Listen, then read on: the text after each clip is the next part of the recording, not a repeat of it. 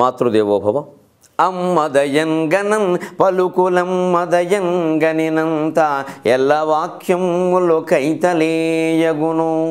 కన్నులు వెన్నెల తిన్నెలవుచు భావములు నాట్యమాడునిక. పల్కుల తల్లి హృదంతరధ్వని సొమ్ముగదల్చు వారలకు శూన్యములైనను సూనగుచ్చముల్.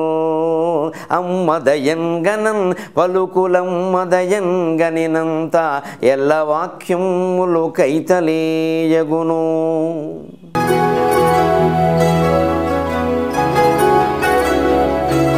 ఇదివరకు భాగాల్లో మనం చెప్పుకున్న అనేక అర్థాలు కలిగిన శ్లోకాలకి మూలం శ్లేషాలంకారం. శ్లేషము ఆశ్లేషము అనే అర్థానికి కలిసి ఉండుట, కౌగులించుకొనుట అని కూడా అర్థం ఉంది. ఆశ్లేషించుట అంటే కౌగులించుకొనుట. సాధారణంగా కౌగులించుకున్నప్పుడు నిజంగా అది ప్రేమతో కూడిన బిగి కౌగులైతే ఒకరే కనపడతారు, ఇద్దరు కనపడవు. ఇద్దరు కనపడుతున్నారంటే కౌగులి సెట్టింగ్ కుదరలేదని అర్థం. అంచేత ఈ విచిత్రంగా ఆ అర్థం, ఆ మాట అలంకారానికి ఎందుకు పెట్టారు అంటే అందులో కూడా ఒకటిగా కనపడుతుంది కానీ రెండు అర్థాలు ఉన్నాయి. కౌగిలిలో మనుషులు ఇద్దరున్నా ఒకరిగా కనపడతారు కానీ ఇద్దరున్నట్టే నీకు ఈ పై భావం ఒక శబ్దం కూడా ఒకటిగా కనపడుతుంది ఒక అర్థంతో, కానీ రెండు అర్థాలు ఉన్నాయి. అంటే మన వాళ్ళు ఆ రసదృష్టి గమనించండి భారతీయులు. ఇదే అలంకారాన్ని, అలంకార శాస్త్రాన్ని ఇంగ్లీష్ వాళ్ళు ఫిగర్స్ ఆఫ్ స్పీచ్ అన్నారు. వాళ్ళది గొప్ప ఆలోచన. Same speech has different figures. అంటే ఒకే భాషకి అనేక ముఖాలు ఉంటాయి. వాళ్ళ దృష్టి అది తప్పు కాదు, అది కూడా గొప్ప దృష్టి. కానీ వాళ్ళ దృష్టి ఏ రకంగా ఉందంటే ఒక భావాన్ని మనం అనేక రకాలుగా చెప్పొచ్చునండి, అదే అలంకార శాస్త్రం అన్నారు. మన వాళ్ళు దాని విచిత్రంగా ఈ అనేక ముఖాలు, బహుముఖాలు, రమ్యోక్తి, వ్యంగ్యోక్తి అనకుండా అసలు ఈ శాస్త్రాన్ని అలంకార శాస్త్రం అన్నారు. అలంకారం అంటే ఆభరణం కదా. మామూలుగా స్త్రీలు అలంకారాలు ధరిస్తారంటారు, వేదికను అలంకరించవలసిందిగా కోరుతున్నామంటారు. అనగానే రంగు కాగితాలను కత్తెర పుచ్చుకు వెళ్ళిపోకూడదు వేదిక మీదకి. పెద్దవాళ్ళని పిలిచేటప్పుడు ఫలానా వారిని వచ్చి వేదికను అలంకరించవలసిందిగా కోరుతున్నాం అంటే ఓ జిగురు సీసా, ఒక రంగు కాగితాలు, కత్తెర పట్టు ఏమండి డెకరేషన్ కాదు అర్థం. అది మీరు కూర్చోవడమే ఒక అలంకారం, మీరు వచ్చి కూర్చోమని అర్థం. అది ఇది జాతీయం అవడం. అలంకరించడం అనేది ఒక జాతీయమైంది. ఎలాగా మామూలుగా అలంకరణ అంటే రంగు కాగితాలు అంటించడం, ముగ్గులు పెట్టడం, అదే కదా. ఇక్కడ వేదికను అలంకరించండి అంటే మీరు ముగ్గులు పెట్టండి అని కాదు. అక్కడ ఓ పెద్ద మనిషిని పిలుస్తారు అంటే మీరు కూర్చుంటే వేదిక అలంకారం అయినట్టే, ఇంకేం అక్కర్లేదు. అంత గొప్ప భాష మనది. మన భావాన్ని మన వల్ల వ్యక్తం చేస్తూ ఊరికే వారిని వేదిక మీదకి రావాల్సిందిగా కోరుతున్నాం, వీరిని పొమ్మనవలసిందిగా కోరుతున్నాం, బయట ఉన్నప్పుడు అందరూ లోపల. ఈ దరిద్ర భాష అంటారు దీన్ని. అసలు ఇది ఆహ్వానించే విధానం కాదు. కాస్త సంస్కారవంతమైన భాష వాడాలంటే వేదికను అలంకరించవలసిందిగా కోరుతున్నాం. ఆ ఉపాయం తెలిసి మాట ఆ పద్ధతి తెలుగులో ఉంది, ఇంగ్లీషులో లేదు. ఇంగ్లీషులో కింద పడిపోయిన పెన్ను తీసి ఇచ్చిన వాడికి థ్యాంక్సే, ప్రమాదం జరిగితే రక్తదానం చేసిన వాడికి కూడా థ్యాంక్స్. తేడా ఏం లేదు, నాకు అర్థం కాదు. నీ ప్రాణం నిలబెట్టేది వాడు రక్తదానం చేసి, ప్రమాదం జరిగితే. వీడేమో ఊరికి కింద పడిపోయిన పెన్ను తీసి ఇచ్చాడు, వాడు తీసుకోకపోతే నష్టం లేదు, నువ్వు తీసుకుంటావు. భాషలో language depends upon the culture. English వాళ్ళు అన్ని సమానం మామూలుగానే తీసుకుంటారు. దేది హృదయానికి పట్టదు, ఎక్కువ. అందుకే ఆ దేశంలో కవులు తక్కువ, శాస్త్రజ్ఞులు ఎక్కువ. మన దగ్గర కవులు, కళాకారులు ఎక్కువ, శాస్త్రజ్ఞులు తక్కువ. మన దగ్గర తర్కం కంటే భావోద్వేగాలు బాగా పనిచేస్తాయి. అందుకే ఇక్కడ వీరారాధన. ఒక వ్యక్తిని ఆరాధించామంటే ఇక నమ్మేమంటే అంతే, మూకుమ్మడిగా వాడికి ఓట్లు వేసేస్తాం అందరం. ఆ వ్యక్తి ఆరాధన, ఎవడో రావాలి, మనం ఉద్ధరించాలి, ఇవన్నీ అలాగే ఉంటాయి. దీన్ని బట్టే మనం భాష, మన ఆలోచన కూడా అలంకార శాస్త్రం అన్నారు. అంటే ఒక స్త్రీకో పురుషునికో అందంగా ఉన్నవాళ్ళకే, అందంగా లేని వాళ్ళు ఎన్ని అలంకారాలు పెట్టుకున్నా ఒకటే అనవసరం. ఉన్నవాళ్ళకే కాస్త ఇక్కడ చిన్న వంకి, ఏదో మెడలో ఒక మంచి ఇలా ఒంటిపేట గొలుసు, దానికి మళ్ళీ ఇక్కడ కంఠానికి అతుక్కునేలా ఓ నెక్లెస్ అంటారు. నెక్లెస్ ఒక కంఠం, గ్రైవేయం అంటారు దాన్ని, నెక్లెస్. ఆ గ్రైవేయం ఇలా ఒకటి పెద్ద గొలుసు, ఇక్కడ ఒక 2 వంకీలు లాంటివి, ఇక్కడ 2 అందమైన కంకణాలు లాంటివి, అలాగే వేళ్లకు ఒక 2 మరి 10-16 కాకుండా ఓ 2 ఉంగరాలు ఉంటే అది అందం. అవి ఎప్పుడు మనిషి అందంగా ఉండాలి, కాస్త మనిషి కూడా ఆకారం కొంచెం కాస్త మాంసం ఉండాలి ఒంట్లో, కండ ఏమీ లేకుండా అస్థిపంజరంలో రమణారెడ్డిలా ఉండి నువ్వు కంకణాలు తోడుకు ఉపయోగం లేదు, కంకణం ఉంగరంలో జారిపోతుంది కిందకి. అది మనిషి ఉండాలి, ఉన్నప్పుడు బాగుంటాయి. అలాగ నువ్వు అసలైన పద్యంలో సత్తా ఉండాలి. కవిత్వం ఉండాలి, భావం ఉండాలి. ఆ భావానికి ఈ అలంకారాలు మరింత శోభనిస్తాయి అని చెప్పడం కోసం అలంకార శాస్త్రానికి ఆ పేరు పెట్టారు. దీన్ని శ్లేషాలంకారం అన్నారు. అంటే ఒకే కౌగిలిలో ఇద్దరు పైకి కనిపించకపోయినా ఒకే కౌగిలిలా నీకు కనిపిస్తున్నా ఇద్దరు మనుషులు ఉన్నట్టే, ఒకే శబ్దం నీకు కనిపిస్తున్నా ఇందులో రెండు అర్థాలు ఉన్నాయి. దీని నిర్వచనం ఏం చెప్పారో ఆ నిర్వచనం కూడా ఎంత అందంగా చెప్పారో చూడండి ఒక ఉదాహరణతోటి.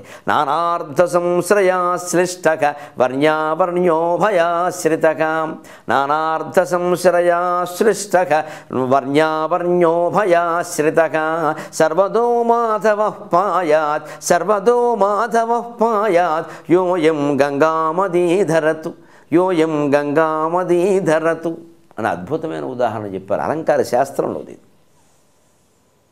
చంద్రాలోకంలోది. ఆ శ్లేషకి ఆ కింద పైన లక్షణం, కింద ఉదాహరణ. ఈ నిర్మాణం ఎంత గొప్పదండి. ఇది ఇంగ్లీషులో చెప్పాలంటే ఈ లక్షణాన్ని 10 వాక్యాలు చెబుతాడు, ఉదాహరణ ఇంకో 2 ఇస్తాడు. ఈ మొత్తం కంఠస్థం చేయడం కష్టం, అర్థం చేసుకునేసరికి బుర్రపాడు అవుతుంది. అందుకే ఇంగ్లీష్లో ఈ మెటాఫర్ లాంటి అలంకారాలు అంత బాగా ప్రసిద్ధి చెందాల. మనకి ఎందుకైంది అంటే అలంకార శాస్త్రం కూడా మనకి పద్యాల్లో రాస్తారు, శ్లోకాల్లో రాస్తారు, కంఠస్థం చేయడానికి వీలుగా ఉంటుంది. ఆ శ్లోకంలో కూడా పై పాదంలో లక్షణం, కింద పాదంలో లక్ష్యం, లక్ష్య రక్షణ సమన్వితం అంటారు. నానార్థ సంశయాశ్లిష్టక అనేక అర్థాలు కలిగినటువంటి వాక్యం లేదా పదం. వర్ణ్య అవర్ణ్య ఉభయాశ్రితక నువ్వు చెప్పదలుచుకున్న విషయం చెప్పడం అవసరం లేని విషయం కూడా అందులో వచ్చేస్తుంది అనుకోకుండా. అంటే ఆ సందర్భానికి అవసరం లేదు, నువ్వు చెప్పదలుచుకున్నది శివుడు గురించి అనుకోకుండా అందులో విష్ణువు కూడా వచ్చేస్తాడు. నువ్వు చెప్పదలుచుకున్నది ఒక స్త్రీ గురించి అందులో కూడా అనుకోకుండా ఒక నది వస్తుంది. నదికి స్త్రీకి ఇద్దరికి వర్తిస్తాయి ఆ మాటలు. అలా వస్తుచరిత్రకారుడు చెప్పాడు. అలాగనమాట శ్లేష. వర్ణ్య అవర్ణ్య ఉభయాశ్రిత నువ్వు వర్ణించదగింది వర్ణించకూడదని మామూలుగా అనుకున్నది కూడా అనుకోకుండా వస్తుంది. అప్పుడు కవికి ఆశ్చర్యం, ఇందులో రెండో అర్థం కూడా వస్తుంది కాబట్టి పద్యం అంతా ఇలాగే వచ్చేలా రాద్దాం అని ప్రయత్నిస్తాడు. అప్పుడు కుదురుతుంది. ఈ ఊహ విస్తరించి మీరు ఆశ్చర్యపోతారు. వస్తుచరిత్రలో అక్కడక్కడ కొన్ని పద్యాలు శ్లేషలు ఉంటాయి, ప్రతి పద్యం కాదు. కానీ అదే కాలంలో సుమారుగా అదే కాలంలో పుట్టిన పింగళి సూరన రాఘవ పాండవీయం అని ఒక కావ్యం రాశాడు. అందులో ఒక 1000 పద్యాలు పైగా ఉంటాయి, 4 ఆశ్వాసాలు, ఒక 1000 పద్యాలు సుమారుగా ఉంటాయి, ఒక కనీసం 700 ఉంటాయి. ప్రతి పద్యం 2 అర్థాలు. పైగా ఒక పక్క రామాయణం ఒక పక్క భారతం 2 నడుస్తాయి. ఒక పక్క రామాయణం ఒక పక్క భారతం. పోనీ కథతో ఏదో అరణ్యవాసం అంటే సంబంధం ఉండొచ్చు, యుద్ధం అంటే సంబంధం ఉండొచ్చు, కానీ సీతను ఎవరో ఎత్తుకుపోలేదు, సీతను ఎత్తుకుపోయారు, ద్రౌపదిని ఎత్తుకుపోలేదు, పోనీ అవమానించారు కదా అనుకోవచ్చు. కానీ అజ్ఞాతవాసం భారతంలో ఉంది, రామాయణంలో లేదు. రాముడికి దశరథుడికి 4 కుమారులు, వీళ్ళు పాండవులు 5. పైగా ఇంకో పెద్ద సమస్య ఏమిటంటే రామలక్ష్మణ భరత్ శత్రుఘ్నుల భార్యలు వేరు వేరు, పాండవులందరికీ ఒకే భార్య. కథలు ఎలా కలుస్తాయండి? కానీ ప్రతి పద్యంలో ఒక అర్థంతో చూస్తే రామాయణం కనిపిస్తుంది, ఒక అర్థంతో చూస్తే భారతం కనిపిస్తుంది. ఇంత మహాకవులు పింగళి సూరన్ లాంటి వాళ్ళు, భట్టుమూర్తి లాంటి వాళ్ళు పుట్టడానికి కారణమైన శ్లోకం ఉదాహరణ ఇప్పుడు మీరు వినబోతున్నారు. సర్వదో మాధవ పాయాత్ యోయం గంగామదీధరతు. సర్వదో మాధవ పాయాత్. సర్వదో అంటే సర్వద, అన్ని కోరికలు ఇచ్చేటువంటి మాధవ విష్ణువు. మాధవ లక్ష్మీదేవి భర్త విష్ణువు. పాయాత్ రక్షించునుగాక. యోయం గంగామదీధరతు. కానీ మాధవక అన్నావు మరి విష్ణువు అంటూ. యోయం యహ అయం ఏ విష్ణువు అయితే గంగాం అదీధరతు గంగాదేవిని ధరించాడు. గంగాదేవిని ధరించిన వాడు విష్ణువు కాదు, శివుడు. సమస్యది. పక్కేం సర్వదో మాధవ అంటున్నాడు. పోనీ మాధవుడు అనుకుందామంటే మరి గంగ ఏం కావాలి? పోనీ ఇంకో అర్థం ఉందండి. సర్వదా ఉమాధవ పాయాత్, అలా కూడా విడదీసిదాన్ని. సర్వదో మాధవ అనే శబ్దాన్ని సర్వదా అంటే ఎల్లప్పుడూ ప్లస్ ఉమాధవ కలిపితే గుణసంధి జరిగి సర్వదో మాధవగా అని అవుతుంది. ఉమాధవగా శివుడు అనుకుందామయ్యా, ఎందుకంటే ఇవతల గంగ అన్నారు కదా అంటే మరి ఆ మాధవ శబ్దాన్ని ఏం చేస్తారు మీరు? ఆ ప్రకారం ఈ గంగను ఏం చేస్తారు? మాధవుడు గంగను ధరించలేదుగా, ఆయన పాదాల్లోంచి పుట్టింది. పుట్టడం వేరు, ధరించడం వేరు. నెత్తి మీద పడితే ధరించిన వాడు శివుడు, పాదాల్లోంచి పుట్టేలా చేసిన వాడు విష్ణువు. పుట్టిన నుంచి ఎవరి పాదాల్లోంచి పుట్టిందో వారు ధరించరు. అమ్మాయి ఒక తల్లిదండ్రులకు పుడుతుంది, వారిని ధరించేవారు భరించేవారు వేరే ఉంటారు. భర్తని ఈ తండ్రి ధరించడు, తండ్రి 20 ఏళ్ళు పెంచి వదిలేస్తాడు, భర్త ధరిస్తాడు, భరిస్తాడు, వాడి కర్మ వాడిది. అంచేత అలాగా గంగాదేవిని భరించిన వాడు శివుడు. మరి శివుడు ప్రకారం చూస్తే మాధవ సరిపోట్ల, విష్ణువు ప్రకారం చూస్తే గంగా సరిపోట్ల. కానీ ఇది శ్లేషాలంకారం. ఇందులో రెండు ఉన్నాయి, శివుడు ఉన్నాడు, విష్ణువు ఉన్నాడు. ఎక్కడ మనకి సర్వదో మాధవక అన్నప్పుడు సర్వదక మాధవక అన్నింటినీ ఇచ్చువాడు మాధవుడు అంటే విష్ణువు అయ్యాడు. సర్వదా ఉమాధవక సర్వదా అంటే అన్ని వేళలా ఇచ్చువాడు ఉమాధవుడు అయ్యాడు. బాగుంది. మరి యోయం గంగామదీధరతు యోయం యహ అయం విడ తీసుకుంటే గంగాం అదీధరత గంగను ధరించిన వాడు శివుడు అయ్యాడు. ఇందులోనే విష్ణువు కూడా ఉన్నాడు. యోయం గంగామదీధరతు యో అయం గంగామదీధరతు యోయమగం గామధీధరతు. యోయం అగం పర్వతాన్ని ధరించాడు, గాం అదీధరతు భూమిని ధరించాడు. యోయం గంగామదీధరతు యోయం అగం గామదీధరతు. అగం అంటారు పర్వతాన్ని ధరించాడు. పర్వతాన్ని శ్రీకృష్ణుడు గోవర్ధన పర్వతం ఇచ్చాడు. అలాగే గామదీధరతు గోవుల్ని ధరించాడు, భూమిని ధరించాడు ఆయన. అంటే అలాగా అగం గాం యోయం అగం గామదీధరతు యోయం గంగామదీధరతు. అంచేత యో అయం అని విడదీస్తే ఒకటి, యహ అయం గం అనే అర్థంలో యం గం అనే అర్థంలో ఒకటి, రెండు అక్షరాలుగా వస్తాయి. ఒకటి గోవుల్ని ధరించాడు, పర్వతాన్ని ధరించాడు, భూమిని ధరించాడు అనే అర్థంలో విష్ణువుగా, గంగామదీధరతు గంగను ధరించాడు అనే అర్థంలో శివుడుగా రెండు వస్తాయి. ఇలాగ సర్వదో మాధవ పాయాత్ యోయం గంగామదీధరతు. అలాగే ఈ వారం ఒక మంచి చమత్కారమైన శ్లోకం, మనకి నచ్చని విషయాన్ని కూడా, అసంతృప్తిని కూడా కవిత్వం రూపంలో వ్యక్తం చేస్తే ఎదుటివాడు సంతోషిస్తాడు. నీకు బాధ కలిగితే కలిగింది కానీ మంచి పద్యం చెప్పేవయ్యా అంటాడు. చాలామంది కవులు శతకాల్లో రాసినవి, చాటువులుగా చెప్పినవి, తిట్లుగా కనపడే, దూషణగా కనపడే, ఆరోపణగా కనపడే పద్యాలన్నీ వాళ్ళ బాధల్లోంచి వచ్చినవి. నేను ఒకసారి కాకినాడలో ఒక సభలో పాల్గొంటే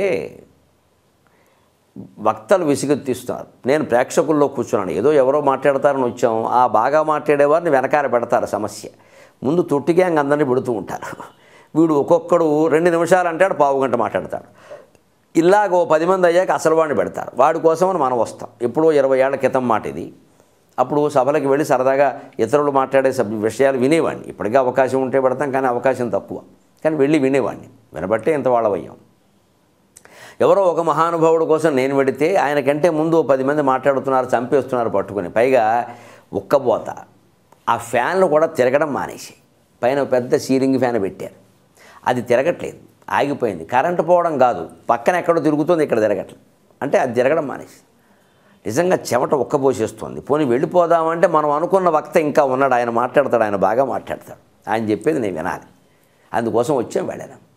ఆ స్థితిలో ఈ బాధను జయించాలి. పక్కవాడు ఏమండే ఏంటంటే ఒక్కపోత చచ్చిపోతున్నాం, తిరిగే ఫ్యాన్ కూడా తిరగడం మానేసింది. పైగా అప్పటికి ఇంకోటి జరిగింది. ఈ ముందు వక్తల ఉపన్యాసాలు భరించలేక సగం హాలు ఖాళీ అయింది. దానికి తోడు కరెంటు పోయింది.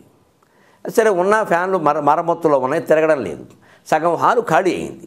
అంచేతను అప్పుడు ఒక ఆలోచన, ఓహో తిరిగే ఫ్యాను తిరగడం మానేసింది, కూర్చునే జనం వెళ్ళిపోయారు అని ఆకాశంబున నుండి వేదిక శిరంబందుండి మా వైపు నీవే కన్నెత్తియు చూడవే, నీవే కన్నెత్తియు చూడవే, కదలబోవే ఫ్యాను దిగ్దంతి. ఆకాశంబున నుండి ఆకాశంబున నుండి వేదిక శిరంబందుండి మా వైపు నీవే కన్నెత్తియు చూడవే, కదలబోవే ఫ్యాను దిగ్దంతి. ఇందేకగ్రీవ మహావచో విలసనంబు, ఇందేకగ్రీవ మహావచో విలసనంబు ఈ ప్రేక్షకాళిన్ రవద్ఘూకంబట్లు కదల్చే, రవద్ఘూకంబట్లు కదల్చే, కదలు నిన్ కోపించి ఆపించనే, కదలు నిన్ కోపించి ఆపించనే. కొన్ని విపరీత పరిణామాలు ఏమన్నా జరిగితే ప్రకృతిలో కూడా విపరీతాలు ఏర్పడతాయట. గాలికి ఊగే చెట్లు ఊగడం మానేస్తాయి, ఊగే అలవాటు లేని పర్వతాలు ఊగుతూ ఉంటాయి. అంచేతను తిరిగే ఫ్యాన్ తిరగడం మానేసింది. కూర్చోవలసిన ప్రేక్షకులు వెళ్ళిపోయారంటే ఈ మహావక్తల వాక్య ప్రభావాలమ్మ. ఆకాశంబున నుండి శంభున శరంబందుండి అనడానికి అనుకరణ, కానీ ఒక్క మాటే, మిగిలినంతా కొత్తది. ఆకాశంలో ఉన్నావు, వేదిక శిరంబందుండది పెద్ద మందిరమేమో, ఆ ఫ్యాన్లు కూడా పైన ఎక్కడో ఉన్నాయి. అసలు ఊరికి బిగించారని పేరుకి కానీ కింద గాలి తగిలేలా లేదు అది. దానికి తోడు కదలడం కూడా ఆగిపోయి, వేదిక నెత్తి మీద ఉన్నారమ్మా, మాకేం తగలట్లేదు ఇక్కడ గాలి, మాకు నీవే కన్నెత్తి చూడకే, మాకేసి కన్నెత్తి చూడట్లేదు, దయ చూపించట్లా. మరి దయ చూపిస్తే ఫ్యాన్ తిరుగుతుంది కదా. కదలవేమే ఫ్యాను దిగ్దంతి, ఫ్యాన్ ఎక్కడైనా ఇలా తిరుగుతూ ఉంటుంది గుండ్రంగా. అందుకే ఒక ఆయన సరదాగా చెబుతూ ఉంటారు, ఆయన ఫ్యాన్ కొనిచ్చాట ఒక మందిరానికి, ఫ్యాన్ బిగించాట. ఆ రెక్కల మీద నా పేరు రాయాలన్నట్టు. సరే దానికే ఉందంటే అర్థం, మరి తప్పే ఉంది, రెక్కల మీద రాస్తారు సాధారణంగా పేరు, రాశాట. ఆయన వెళ్ళి కూర్చున్నట్ట. అది తిరుగుతుంటే ఆ పేరు కనపట్లేదు. మరి తిరుగుతుంటే ఫ్యాన్ పేరు ఎలా కనపడుతుంది? ఆయన అన్నట్టు, కుదరదు, నా పేరు కనపడాలి, దాన్ని ఆన్ చేయకండి అన్నట్టు. మరి ఇంకెందుకు ఫ్యాను? కొంతమంది దానాలు అలాగే ఉంటాయి, అది తిరుగుతుంటే నా పేరు కనపట్లేదు, ఎవరికి తెలియదు నేను ఇచ్చినట్టుగాను, అందుకని మీరు దాన్ని మరి అలాగనే ఆన్ చేయకుండా అలాగే ఉంచడం చూస్తారు. అంటే ఈయన ఇచ్చినట్టుగా అందరికీ తెలవాలి తప్ప గాలి తగలక్కలేదు అనమాట. కొన్ని దౌర్భాగ్య దానాలు అలా ఉంటాయి. అందుకే మరి ఈ ఫ్యాన్లు అలాంటివి ఏమో మనకు తెలియదు కానీ అవి తిరగట్లేదు.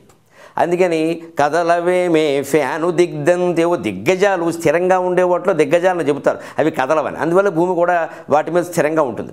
అందుకని నీవేం ఫ్యాన్లో ఉండాలి కానీ దిగ్గజంలా ఉన్నాయంటే కదలకుండాను. బహుశా ఇందేకగ్రీవ మకావచో విలసనంబు, ఏకగ్రీవంగా జరిగే ఈ భయంకరమైన వాక్య విన్యాసం ఉంది, ఈ వక్తల ఉపన్యాసాల సుత్తి. ఈ దెబ్బకి రవద్ఘూకంబట్లు కదల్చే ఈ ప్రేక్షకాళిన్, విందామని చూద్దామని వచ్చిన వాళ్ళందరినీ గొడ్ల గోబలకి అరుపులకి అందరూ పారిపోయినట్టుగా వీళ్ళందరూ పారిపోయేలా చేశారు. వాళ్ళ ఉపన్యాసాల ప్రభావం కూర్చుందామని వచ్చిన వాళ్ళని పారిపోయేలా చేసింది. తిరుగునిన్ కరవద్ఘూకంబట్లు కదల్చే కదలు నిన్ కోపించి ఆపించనే, కదలడం అలవాటు పడ్డ నిన్ను కోపగించి ఆపేసింది. అంటే విచిత్రమైన పరిణామాలు ఎలా ఉంటే, కురిసేవాను కురవడం మానేసి కాయన ఎండ కాసేస్తే వ్యతిరేకమే కదా. అందుకని మన ఇళ్లలో కూడా మామూలుగా అంటారు, ఎవడన్నా మాట్లాడిన వాడు ఏదో మాట్లాడుతుండే, ఇవాళ వీడు మాట్లాడుతున్నాడు ఏదో అవుతుంది అంటారు. లేదు ఎప్పుడు మాట్లాడేవాడు మౌనంగా ఉన్నాడు, ఏమిటో పొద్దు నుంచి వీడు ఒక్క మాట మాట్లాడలేదు, ఏదో జరుగుతుంది వేళ అంట. అంటే మా సాధారణంగా జరగకపోతే ఏదో జరుగుతుందని అర్థం. అలాగా తిరిగే ఫ్యాన్ తిరగట్లేదు, కూర్చునే ప్రేక్షకులు వెళ్ళిపోయారంటే మహానుభావుల వాక్య విన్యాసాలు ఇలా ఉన్నాయి అని మన కోపాన్ని కూడా మన అసంతృప్తిని కూడా రకరకాలుగా వ్యంగ్యంగా కవిత్వం ద్వారా వ్యక్తం చేయొచ్చు. అలాగే ఒక మంచి జాతీయం చాలామందికి తెలియదు, ఎందుకంటారో కూడా రాజకీయాల్లో వాడతారు ఎక్కువ. ఆయనకి ఈయనకి చొక్కెదురండి అంటారు, పత్రికల్లో వాడతారు. చొక్కెదురు అంటే అసలు పడదు. చొక్కెదురు అంటే పడకపోవడం ఏమిటి? ఇప్పుడు చుక్క ఎదురైతే ఏమైనా చుక్క అంటే ఏ చుక్క? ఎందుకంటే ఆకాశంలో చుక్క, మనం ఫుల్ స్టాప్ను చుక్క అంట. సరే ఈ చుక్క కూడా ఉంది, చుక్క వేసాడంట. మరి ఈ చుక్క ఎదురంటే ఏమిటి? ఇది విచిత్రం. వేగు చుక్క, శుక్రాచార్యుడు అంటారు. ఇది చుక్కెదురనే మాట ఎందుకు వచ్చిందంటే, మన సంస్కృతిలో ఉండేటువంటి విశ్వాసాలు, ఆచారాలు, శాస్త్రాలు, సంప్రదాయాలే జాతీయంగా మారతాయి. వేగుచుక్క శుక్రాచార్యులు చాలా కాంతిమంతంగా ఉంటుంది. అది ఆయనకు ఒంటికన్ను అంటారు. ఒంటికన్నుతోనే అంత కాంతిమంతంగా ఉంటే, రెండు కళ్ళు ఉంటే ఇక లోకం పట్టదు. అందుకే భగవంతుడు ఆయనకు ఒంటికన్ను ఇచ్చాడు, చాలు ఈ ప్రకాశం జాలే అని. సూర్యుడికి చాలా దగ్గరగా ఉంటాడు, 60-90 డిగ్రీల దూరంలో ఉంటాడు, ఒక 2 రాశుల సమీపంలో ఉంటాడు. ఉండడం వల్ల విచిత్రం ఏంటంటే, ఈయన ఆకాశంలో సూర్యుడు ఉన్నప్పుడు ఈ నక్షత్రం ఉండదు. సూర్యుడు ఉదయించడానికి ముందేనా ఉదయిస్తుంది తూర్పుని, లేదా సూర్యుడు వెళ్ళిపోయాక పడమరన కనపడుతుంది ఈ వేగుచుక్క. దాన్ని వేగుచుక్క అంటారు, ఎందుకంటే తెల్లరకట్ట కనపడే నక్షత్రం కాబట్టి తెలుగు వాళ్ళు పెట్టిన పేరు వేగుచుక్క. వేగు అంటే తెల్లవారుజామున. అందుకని ఆ సూర్యుడు ఉదయించడానికి ముందు అంటే 5:30 నుంచి మీరు సూర్యోదయం వేసుకోండి, ఇంచుమించు సూర్యోదయం ఛాయలు వస్తాయి. ఈ నక్షత్రం తూర్పున కనపడుతుంది, కానీ 4:30కి మీకు కనపడుతుంది, 5:30 తర్వాత కనపడదు. అలాగే సూర్యాస్తమయం 6ంటికి అయిపోయింది అనుకోండి, ఇది 6:30కి కనపడుతుంది. సూర్యుడు ఉంటే అది ఉండదు, సూర్యుడు ఉన్న దిక్కునే ఉంటుంది. మళ్ళీ తూర్పున సూర్యుడు ఉదయిస్తాడు, ఇది సూర్యుడి కంటే ముందు ఉంటుంది, సూర్యుడికి వచ్చే కనపడదు. అలాగే పడమటిని అస్తమిస్తాడు, సూర్యుడు అస్తమించే వేగ వస్తుంది. ఒక రకంగా సూర్యుడికి ఈ చుక్కకి పడదనమాట. అందుకని ఆయనకి ఈయనకి పడదనక చుక్క ఎదురు. ఈ చుక్క ఎదురైతే సూర్యుడు ఉండడు, సూర్యుడు ఎదురైతే ఈ చుక్క ఉండదు. లెక్క శాస్త్రం అంతే కదా.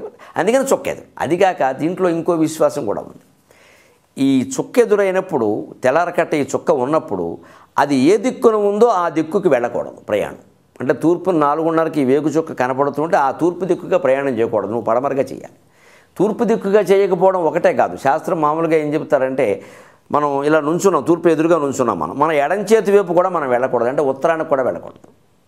తెల్లారగట్ట తూర్పు కనపడుతుంది 4:30. కొంతమంది పూర్వం 4:30కి బయలుదేరేవారు, తెల్లారగట్ట ప్రయాణాలు చేసేవారు. ఇప్పటికీ ఆర్టీసీ బస్సులు ఎక్కేవాళ్ళు తెల్లారగట్ట బయలుదేరతారు. ఆ బయలుదేరేటప్పుడు చుక్కకి ఎదురుగా నువ్వు బయలుదేరద్దు. అంతేకాదు ఆ చుక్కకి నువ్వు నుంచున్న వైపుకి ఎడం వైపున అంటే ఉత్తరం వైపున కూడా వెళ్ళొద్దు. అలా ఉండేది. అందుకని అలా వెళ్ళడం తప్పు కాబట్టి చుక్కెదురు అయితే వెళ్ళొద్దు కాబట్టి వ్యతిరేకత. ఆయనకి ఈయనకి చుక్కెదురు అంటే కుదరదు.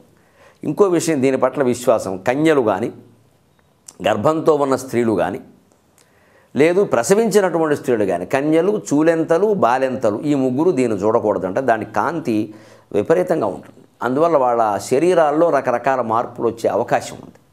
పైగా స్త్రీ శరీరము మనస్సు రెండూ కూడా సున్నితం, బాగా లలితంగా ఉంటాయి. అందుకని వాటి మీద ఈ ప్రభావం పడడం తీక్షణ ప్రభావం మంచిది కాదు.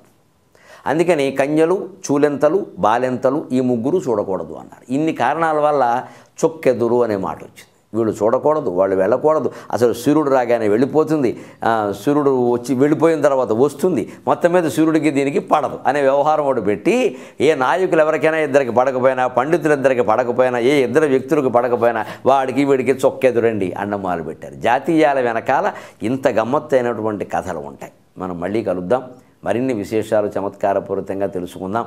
అంతవరకు తెలుగులో మాట్లాడదాం.